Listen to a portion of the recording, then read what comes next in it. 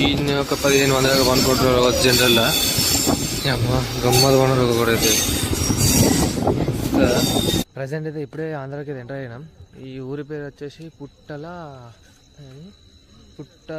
పట్టు. ఈ ఊరి పేరు వచ్చేసి పుట్టల పట్టు అంట. డిఫరెంట్ ఉంది పేరు.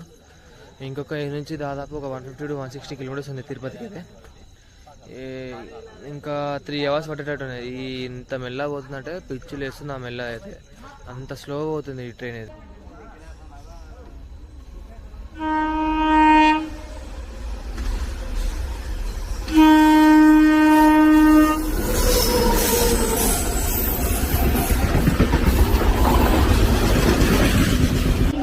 తిరుపతికి అయితే వచ్చేసినాం.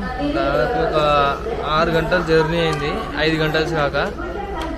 ఇప్పుడు మా